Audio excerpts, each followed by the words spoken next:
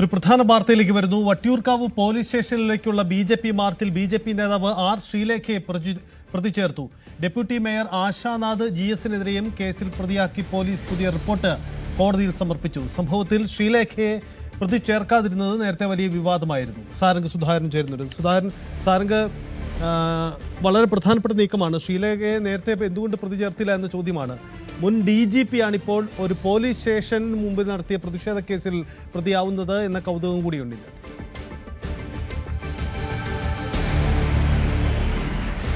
സജിത്ത്, തീർച്ചയായും. കാരണം ഈ ഒരു മലമുകളിൽ നടന്ന ഒരു സംഘർഷവുമായി ബന്ധപ്പെട്ട തുടർച്ച പ്രതിഷേധത്തിലായിരുന്നു ഈ ഒരു പ്രശ്നം നടന്നത്. അതായത് പോലീസ് സ്റ്റേഷനിലേക്ക്, അതായത് ഈ ഒരു വിഷയത്തിലടക്കം BJP നേതാക്കന്മാരെ ചേരിതിരിഞ്ഞുകൊണ്ട് മർദ്ദിക്കുന്നു, ഒപ്പം പ്രതികളായി ചേർത്ത പലരെയും സ്റ്റേഷനിൽ വെച്ച് ക്രൂരമായി മർദ്ദിച്ചു എന്നടക്കമുള്ള കാര്യങ്ങൾ ചൂണ്ടിക്കാണിച്ചായിരുന്നു ഈ ഒരു പോലീസ് സ്റ്റേഷൻ മാർച്ച് നടത്തിയിരുന്നത്. അതിലെ ഉദ്ഘാടനമടക്കം നടത്തിയത് ആർ ശ്രീലേഖയും ഒപ്പം ഡെപ്യൂട്ടി മേയറായിട്ടുള്ള ആശാനാഥ് അടക്കം പങ്കെടുത്തിരുന്നു. ഇതിലാണ് പിന്നീട് പോലീസ് ഏകപക്ഷീയമായി കേസെടുത്തു എന്ന് കാട്ടിക്കൊണ്ട് വലിയ രീതിയിലുള്ള വിവാദം ഉയർന്നത്. അതിനുശേഷമാണ് ഇപ്പോൾ മുൻ DGP ആയിട്ടുള്ള ആർ ശ്രീലേഖയെ ഈ കേസിൽ ഉൾപ്പെടുത്തിയിരിക്കുന്നത്. അന്യായമായി സംഘം ചേരുക, ഒപ്പം ഇത്തരത്തിലുള്ള പ്രതിഷേധ പരിപാടികളിൽ അടക്കം നടന്ന സംഭവങ്ങളോട് ചേർത്തുകൊണ്ടാണ് ഇപ്പോൾ കേസെടുത്തിട്ടുള്ളത്.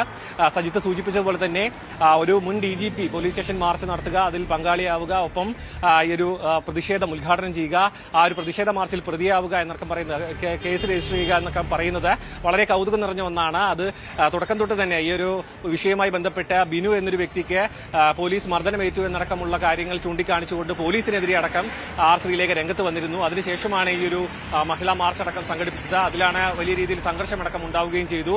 എന്തായാലും അതിന്റെ തുടർച്ചയായിട്ടാണ് ഇപ്പോൾ കേസെടുത്തിരിക്കുന്നത്. ആശാനാഥിനെയും കേസിൽ ഉൾപ്പെടുത്തിയിട്ടുണ്ടെന്നാണ് ലഭിക്കുന്ന വിവരം. ഇതിന്റെ തുടർ നടപടികളിലേക്ക് പോലീസ് എങ്ങനെ കടക്കുമെന്നത് കാത്തിരുന്ന് കാണേണ്ട ഒരു വിഷയമാണ് സജിത്. എന്തായാലും ആർ ശ്രീലേഖയെ പ്രതി ചേർത്തുകൊണ്ടാണ് ഇപ്പോൾ പുതിയ റിപ്പോർട്ട് കോടതിയിൽ സമർപ്പിച്ചത്. നേരത്തെ ശ്രീലേഖയെ കണ്ടാലറിയുന്ന ആളുകൾക്കെതിരെയാണ് കേസെടുത്തിരുന്നത്. പക്ഷേ ഈ കേസിൽ, ഈ സംഭവത്തിൽ ശ്രീലേഖ തന്നെയായിരുന്നു അവിടെ ഉദ്ഘാടക എന്ന പ്രത്യേകത കൂടിയുണ്ട്.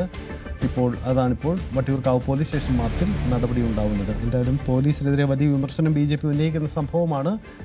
ഇപ്പോൾ ശ്രീലേഖ നേരത്തെ പോലീസിനെതിരെ മുദ്രാവാക്യം മുഴക്കിയതും മറ്റും വലിയ വിവാദമായിരുന്നു. ഒടുവിൽ ഇപ്പോൾ ശ്രീലേഖയെ പ്രതിയാക്കി പോലീസ് റിപ്പോർട്ട് കോടതിയിൽ. കൂടുതൽ വാർത്തകൾക്ക് News 18 കേരളം യൂട്യൂബ് ചാനൽ സബ്സ്ക്രൈബ് ചെയ്യുക.